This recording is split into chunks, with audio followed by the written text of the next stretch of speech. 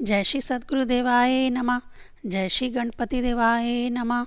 ओम सर्वमंगल मांगल्ये शिवे सर्वार्थ साधिके शरण्ये त्र्यंबके गौरी नारायणी नमस्तुते। श्री जगदम्बिकाय नमः।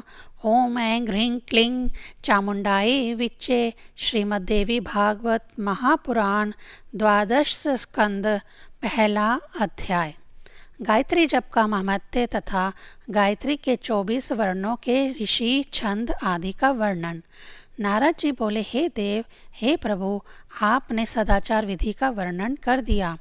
उस विधि का महत्व अत्यंत अतुलनीय तथा सभी पापों का नाश करने वाला है।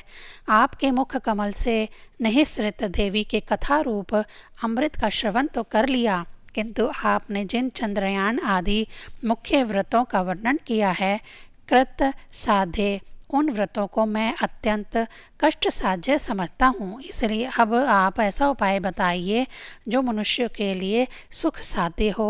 हे स्वामीन, हे सुरेश्वर, आप मुझे कृपा पूर्वक उस कर्मा अनुष्ठान के विषय में बतलाइए जो मंगलकारी, सिद्धि देने वाला तथा भगवती की प्रसन्नता की प्राप्ति कराने वाला हो। सदाचार विधान के अंतर्गत आपने जिस गायत्री विधि का वर्णन किया है, उसमें मुख्यतम वस्तु क्या है और क्या करने से अधिक पुण्य की प्राप्ति होती है। आपने गायत्री के जिन 24 अक्षरों को बताया है, उन अक्षरों के कौन कौन ऋषि, कौन कौन छंद तथा कौन कौन देवता कहे गए हैं। हे प्रभु, यह सब मुझे बतलाइए, क्योंकि इस संबंध में मेरे मन में महान कौतूहल उत्पन्न हो रहा है। श्री नारायण बोले, द्विज कोई दूसरा अनुष्ठान आदि कर्म करे अथवा ना करे, किंतु एकनिष्ठ होकर केवल गायत्री का अनुष्ठान कर ले तो वह कृत्य हो जाता है। हे मुनि, तीनों संध्याओं में भगवान सूर्य को अर्घ्य प्रदान करने वाला तथा 3000 गायत्री जप करने वाला पुरुष देवताओं का पूज्य हो जाता है। न्यास करे अथवा ना करे, किंतु निष्कपट भाव से सच्चिदानंद स्वरूपाणी भगवती का ध्यान करके गायत्री जप अवश्य करना चाहिए। उसके एक अक्षर की भी सिद्धि हो जाने पर ब्राह्मण श्रेष्ठ ब्रह्मा, विष्णु, महेश, सूर्य, चंद्र और अग्नि के साथ स्पर्धा करने योग्य हो जाता है। हे ब्राह्मण, अब आप गायत्री के वर्ण, ऋषि, छंद, देवता तथा तत्व आदि के विषय में क्रम से सुनिए। वामदेव, अत्रि, विशिष्ट, शुक्र, कर्ण, पराशर, महातेजस्वी विश्वामित्र, कपिल, महान शौनक, यज्ञवल्क्य, भारद्वाज, तपोनिधि, जमदग्नि, गौतम, मृदगल, वेदव्यास, लोमेश, अगस्त्य, कौशिक, वत्स, पुलस्त्य, मंडूक, तपस्वियों में श्रेष्ठ दुर्वासा, नारद और कश्यप। हे मुने, ये 24 ऋषि क्रम से गायत्री मंत्र के वर्णों के ऋषि कहे गए हैं। गायत्री, उशक, अनुष्टुप, बृहति, पंक्ति, त्रिपुटुष, जगति, अति जगति, शक्वरी, अति शक्वरी, घृति, अति घृति, विराट, प्रस्थार, पंक्ति, कृति, प्रकृति, आकृति, विकृति, संस्कृति, अक्षर, पंक्ति, भू, भव, स्वः तथा ज्योतिषमति। हे महामुने, ये गायत्री मंत्र के वर्णों के क्रमशः छंद कहे गए हैं। हे प्रज्ञ, अब क्रमशः उन वर्णों के देवताओं के नाम सुनिए। पहले वर्ण के देवता अग्नि, दूसरे प्रजापति, तीसरे के चंद्रमा, चौथे के ईशान, पांचवें के सविता, छठे के आदित्य, सातवें के बृहस्पति, आठवें के मित्र वरुण, नवें के भग, 10वें के ईश्वर, 11वें के गणेश, 12वें के त्वष्टा, 13वें के पूषा, 14वें के इंद्रअग्नि, 15वें के वायु, 16वें के वामदेव, 17वें के मित्र वरुण, 18वें के विश्वदेव, 19वें के मातृक, 20वें के विष्णु, 21वें के वसु, 22वें के रुद्र, 23वें के कुबेर और 24वें वर्ण के देवता अश्विनी कुमार कहे गए हैं। हे मुने, इस प्रकार मैंने गायत्री के 24 वर्णों के देवताओं का वर्णन कर दिया।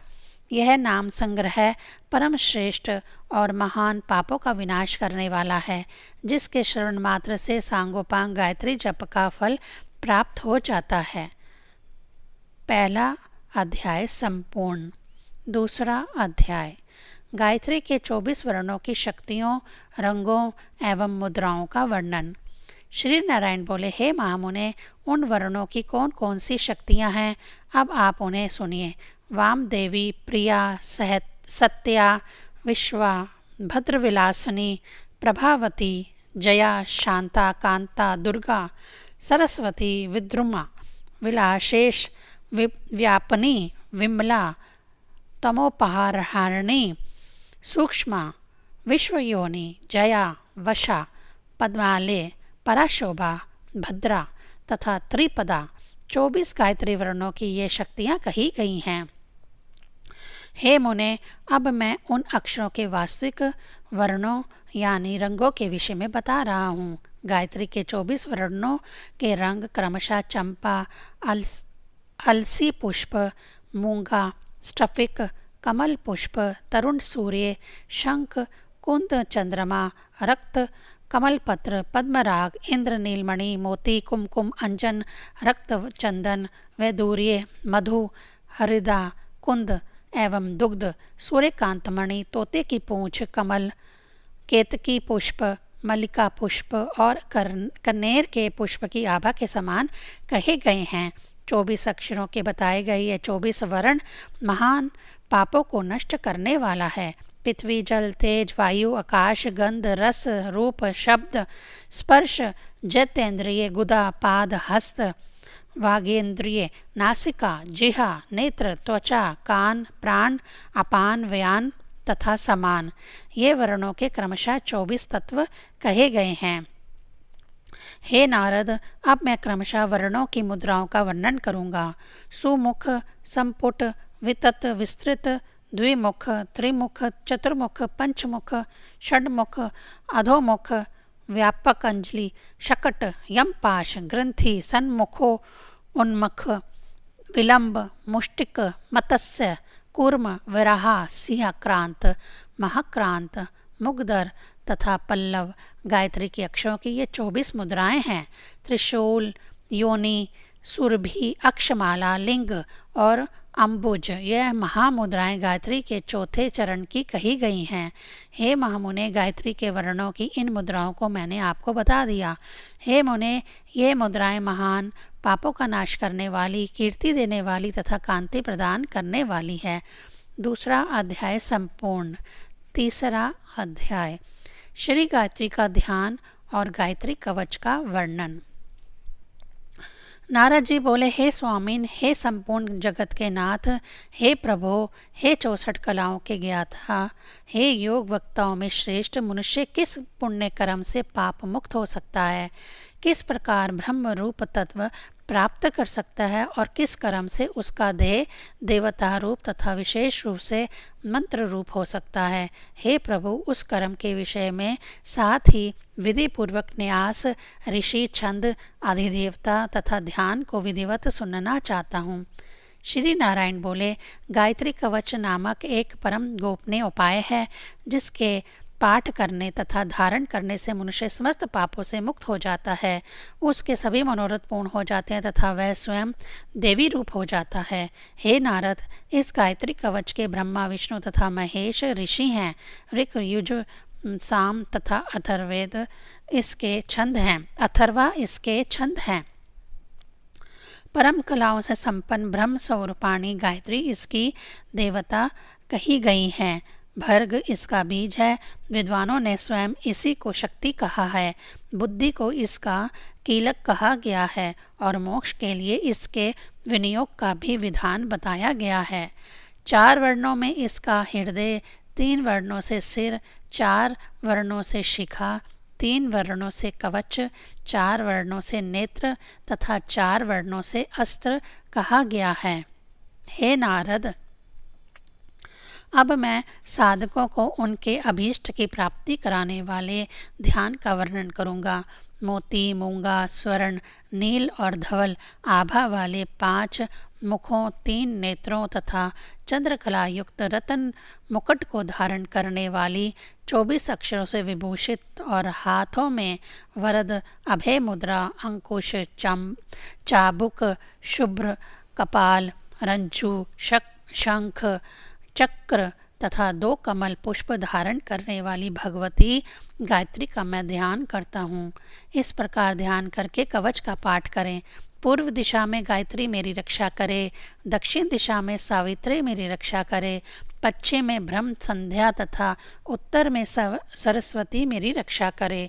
जल में व्याप्त रहने वाली भगवती पार्वती अग्निकोण में मेरी रक्षा करे। राक्षसों में भय उत्पन्न करने वाली भगवती यातुधानी नैवेत्री कोण में मेरी रक्षा करे। वायु में विलास लीला करने वाली भगवती पावमानी वायु कोण में मेरी रक्षा करे। रुद्र रूप धारण करने वाली भगवती रुद्राणी ईशान कोण में मेरी रक्षा करे। ब्रह्माणी ऊपर की और तथा वैष्णवी नीचे की ओर मेरी रक्षा करे। इस प्रकार भगवती भुवनेश्वरी 10 दिशाओं में मेरे संपूर्ण अंगों की रक्षा करे। तत्पद मेरे दोनों पैरों की, सवितुहा पद मेरी दोनों जंघाओं की, वर्ण्यम पद कटी देश की, भर्गह पद नाभि की, दिवस्य पद हृदय की, धीमहि पद दोनों कपोलों की, धिय पद दोनों नेत्रों की, यह पद ललाट की, नह पद मस्तक की तथा प्रचोदयात पद मेरी शिखा की रक्षा करे। तत्पद मस्तक की रक्षा करे तथा साकार ललाट की रक्षा करे। इसी तरह विकार दोनों नेत्रों की, तुकार दोनों कपोलों की, वाकार नासापुट की, रेकार मुख की, ऋणिकार ऊपर होंठ की, यकार नीचे के होंठ की, भाकार मुख के मध्य भाग की, रेफ युक्त गोकार ठोडी की, देकार कंठ की, वाकार कंधों की, स्याकार दाहिने हाथ की, धीकार बाएं हाथ की, माकार हृदय की, हीकार उदर की, धीकार नाभि देश की, योकार कटी प्रदेश की, पुनः योकार गुरु अंगों की, नह पद दोनों उराओं की, पराकार दोनों घुटनों की, चोकार दोनों जंघाओं की, दकार गुल्फों की, यकार दोनों पैरों की और ताकार व्यंजन सर्वदा मेरे संपूर्ण अंगों की रक्षा करे। हे नारद, भगवती गायत्री का यह दिव्य कवच सैकड़ों विघ्नों का नाश करने वाला, 64 कलाओं तथा समस्त विद्याओं को देने वाला और मोक्ष की प्राप्ति कराने वाला है। इस कवच के प्रभाव से व्यक्ति सभी पापों से मुक्त हो जाता है और परब्रह्म भाव की प्राप्ति कर लेता है। इसे पढ़ने अथवा सुनने से भी मनुष्य 1000 गोदान का फल प्राप्त कर लेता है। तीसरा अध्याय संपूर्ण। चौथा अध्याय गायत्री हृदय तथा उसका अंग न्यास। नारद जी बोले, हे भगवान, हे देव देवेश, हे भूत भव जगत प्रभु, मैंने गायत्री मंत्र विग्रह तथा दिव्य गायत्री कवच के विषय में सुन लिया। अब मैं श्रेष्ठ गायत्री हृदय सुनना चाहता हूँ, जिसके धारण करने से गायत्री जप से प्राप्त होने वाला संपूर्ण पुण्य प्राप्त हो जाता है। श्री नारायण बोले, हे नारद, देवी का गायत्री हृदय अथर्ववेद में स्पष्ट रूप से वर्णित है। रहस्यों में भी अति रहस्य युक्त उसी प्रसंग का वर्णन मैंने आपसे करूँगा। विराट रूप वाली वेद माता महादेवी गायत्री का ध्यान करने के बाद अंगों में इन देवताओं का ध्यान करना चाहिए। पिंड तथा ब्रह्मांड में स्थापित एकत्व की भांति अपने तथा देवी में अभेद की भावना करनी चाहिए। साधक को देवी के रूप में तथा अपने शरीर में तन्मयता भाव रखना चाहिए। देव भाव से संपन्न हुए बिना देवता की पूजा नहीं करनी चाहिए, ऐसा वेद वक्ताओं ने कहा है। इसीलिए अभेद संपादन के लिए अपने शरीर में इन देवताओं की भावना करनी चाहिए। हे नारद, अब मैं वह उपाय बता रहा हूँ जिससे तन्मयता प्राप्त हो सकती है। स्वयं मैं नारायण ही इस गायत्री हृदय का ऋषि कहा गया हूँ। गायत्री इसका छंद और भगवती परमेश्वरी इसकी देवता हैं। पूर्व में कही गई रीति से अपने 6 अंगों में क्रम से इनका न्यास करना चाहिए। इसके लिए सब प्रथम निर्जन स्थान में किसी आसन पर बैठकर एकाग्रचित्त हो भगवती गायत्री का ध्यान करना चाहिए। अब अंगन्यास की विधि बताई जाती है।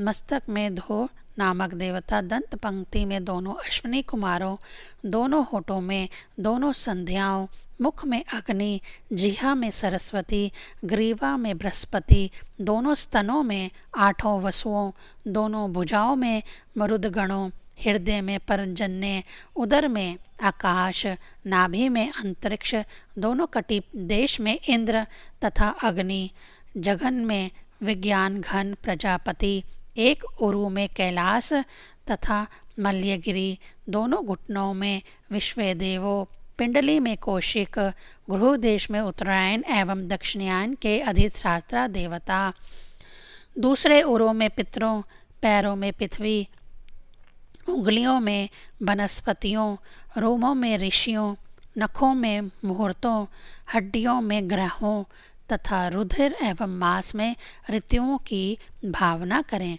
संवत्सर जिनके लिए एक पल के समान है तथा जिनके आदेश से सूर्य तथा चंद्रमा दिन रात का विभाजन करते हैं, मैं उन परम श्रेष्ठ दिव्य तथा सहस्र नेत्रों वाली भगवती गायत्री की शरण ग्रहण करता हूँ। ओम सूर्य के उस श्रेष्ठ तेज को नमस्कार है। ओम पूर्व दिशा में उदय होने वाले उन सूर्य को नमस्कार है। प्रातःकालीन उन सूर्य को नमस्कार है। आदित्य मंडल में प्रतिष्ठा प्राप्त करने वाली उन गायत्री को नमस्कार है। प्रातःकाल गायत्री हृदय का पाठ करने वाला रात्रि में किए हुए पाप का नाश करता है। साया काल में इसका पाठ करने वाला दिन में किए गए पापों का शमन करता है और साया तथा प्रातः दोनों वेलाओं में पाठ करने वाला निष्पाप हो जाता है। वह समस्त तीर्थों में स्नान किया हुआ हो जाता है। वह सभी देवताओं के लिए ज्ञात हो जाता है। गायत्री की कृपा से मनुष्य आभाष्य भाषण, आभक्ष्य भक्षण, आभोज्य भोजन, आचोक्ष्य चोषण, असाध्य साधन, लाखों दुष्प्रतिग्रहों, सभी प्रकार के प्रतिग्रहों, पंक्ति दूषण तथा असत्य वचन, इन सभी से पवित्र हो जाता है। उनकी कृपा से ब्रह्मचारी भी ब्रह्मचारी हो जाता है। इस गायत्री हृदय के पाठ से हजारों यज्ञों के करने से होने वाला फल प्राप्त हो जाता है। इसके पाठ से 60 लाख गायत्री जप से मिलने वाले फल प्राप्त हो जाते हैं। इसके अनुष्ठान में सम्यक प्रकार से 8 ब्राह्मणों का वर्ण करना चाहिए। ऐसा करने से उस व्यक्ति को सिद्धि प्राप्त हो जाती है। जो ब्राह्मण प्रतिदिन प्रातःकाल पवित्र होकर इस गायत्री हृदय का पाठ करता है, वह समस्त पापों से मुक्त हो जाता है और ब्रह्मलोक में प्रतिष्ठित होता है। ऐसा स्वयं भगवान श्री नारायण ने कहा है। चौथा अध्याय संपूर्ण। 5वां अध्याय गायत्री स्तोत्र तथा उसके पाठ का फल। नारद जी बोले, हे भक्तों पे अनुकंपा करने वाले, हे सर्वज्ञ, आपने पापों का नाश करने वाले गायत्री हृदय का तो वर्णन कर दिया। आप गायत्री स्तोत्र का कथन कीजिए। श्री नारायण बोले, हे आदि शक्ति, हे जगन्माता, हे भक्तों पे कृपा करने वाली, हे सर्वत्र व्याप्त रहने वाली, हे अनंते, हे श्री संध्या, आपको नमस्कार है। आप ही संध्या, गायत्री, सावित्री, सरस्वती, ब्राह्मी, वैष्णवी तथा रौद्री हैं। आप रक्त श्वेत तथा कृष्ण वर्णों वाली हैं। आप प्रातःकाल में बाल्यावस्था वाली, मध्याह्न काल में युवावस्था से युक्त तथा सायंकाल में वृद्धावस्था से संपन्न हो जाती हैं। मुनिगण, इन रूपों में आप भगवती का सदा चिंतन करते रहते हैं। आप प्रातःकाल हंस पर, मध्याह्न काल में गरुड़ पर तथा सायंकाल में वृषभ पर विराजमान रहती हैं। आप ऋग्वेद का पाठ करती हुई भूमंडल पर तपस्वियों को दृष्टिगोचर होती हैं। आप यजुर्वेद का पाठ करती हुई अंतरिक्ष में विराजमान रहती हैं। वहीं आप सामगान करती हुई भूमंडल पर सर्वत्र भ्रमण करती रहती हैं। विष्णुलोक में निवास करने वाली आप रुद्रलोक में भी गमन करती हैं। देवताओं पर अनुग्रह करने वाली आप ब्रह्मलोक में भी विराजमान रहती हैं। माया स्वरूपाणी, आप सप्त ऋषियों को प्रसन्न करने वाली तथा अनेक प्रकार के वर प्रदान करने वाली हैं। आप शिव शक्ति के हाथ, नेत्र, अश्रु तथा स्वेद से 10 प्रकार की दुर्गा के रूप में प्रादुर्भूत हुई हैं। आप आनंद की जननी हैं। वर्ण्या, वरदा, वरिष्ठा, वरणी, गरिष्ठा, वराहा, सातवीं वरारोहा, नीलगंगा, संध्या और भोक्ष मोक्षदा। आपके ये 10 नाम हैं। आप मृत्युलोक में भागीरथी, पाताल में भोगवती और स्वर्ग में त्रिलोक वाहिनी यानी मंदाकिनी देवी के रूप में तीनों लोकों में निवास करती हैं। लोक को धारण करने वाली आप ही धरी स्त्री रूप में भूलोक में निवास करती हैं। आप भूवलोक में वायु शक्ति, स्वलोक में तजोनिधि, महेरलोक में महासिद्धि, जनलोक में जना, तपोलोक में तपस्वनी, सत्यलोक में सत्यवाकः, विष्णुलोक में कमला, ब्रह्मलोक में गायत्री और रुद्रलोक में शंकर के अर्धांग में निवास करने वाली गौरी के रूप में स्थित हैं। अहंकार और महत तत्वों की प्राकृतिक के रूप में आप ही कही जाती हैं। नित्य साम अवस्था में विराजमान आप शबल ब्रह्म स्वरूपाणी हैं। आप उससे भी बड़ी पराशक्ति तथा परमा कही गई हैं। आप इच्छा शक्ति, क्रिया शक्ति और ज्ञान शक्ति के रूप में विद्यमान है और इन तीनों शक्तियों को प्रदान करने वाली हैं। आप गंगा, यमुना, विपाशा, सरस्वती, सरयू, देविका, सिंधु, नर्मदा, इरावती, गोदावरी, शत्रुद, देवलोक में गमन करने वाली कावेरी, कोशिकी, चंद्रभागा, विस्तस्ता, सरस्वती, गंडकी, तापनी, तोया, गोमती तथा वेदवती नदियों के रूप में विराजमान है और ईड़ा, पिंगला, तीसरी सुषमा, गंधारी, हस्तजिह्वा, पूषा, आपूषा, अवलंबूषा, कहू और शांखनी इन प्राणवाहिनी नाड़ियों के रूप में आपको ही प्राचीन विद्वानों ने शरीर में स्थित बताया है। आप हृदय कमल में प्राण शक्ति के रूप में, कंठ देश में स्वप्न नायिका के रूप में, तालुओं में सर्वधार स्वरूपाणी के रूप में और भ्रू मध्य के में बिंदु मालिनी के रूप में विराजमान रहती हैं। आप मूलाधार में कुंडलिनी शक्ति के रूप में तथा चूड़ा मूल पर्यांत व्यापनी शक्ति के रूप में स्थित हैं। शिखा के मध्य भाग में परमात्म शक्ति के रूप में तथा शिखा के अग्रभाग में मनोन्मयी शक्ति के रूप में आप ही विराजमान रहती हैं। हे महादेवी, अधिक कहने से क्या लाभ, तीनों लोकों में जो कुछ भी है वह सब आप ही हैं। हे संध्या, मोक्ष लक्ष्मी की प्राप्ति के लिए आपको नमस्कार है। हे नारद, संध्या के समय पढ़ा गया यह स्तोत्र अत्यधिक पुण्य प्रदान करने वाला, महान पापों का नाश करने वाला तथा महान सिद्धियों की प्राप्ति कराने वाला है। जो व्यक्ति एग्राक्षित होकर संध्या काल में इस गायत्री स्तोत्र का पाठ करता है वह यदि पुत्रहीन है तो पुत्र और यदि धन का अभिलाषी है तो धन प्राप्त कर लेता है। ऐसा करने वाले को समस्त तीर्थ, तप, दान, यज्ञ तथा योग का फल प्राप्त हो जाता है और दीर्घ काल तक सुखों का उपभोग करके अंत में वह मोक्ष को प्राप्त होता है। हे नारद, जो पुरुष स्नान काल में तपस्वियों द्वारा किए गए इस स्तोत्र का पाठ करता है वह जहाँ कहीं भी जल में स्नान करे उसे संध्या रूपी मंजन से होने वाला फल प्राप्त हो जाता है। इसमें संदेह नहीं है।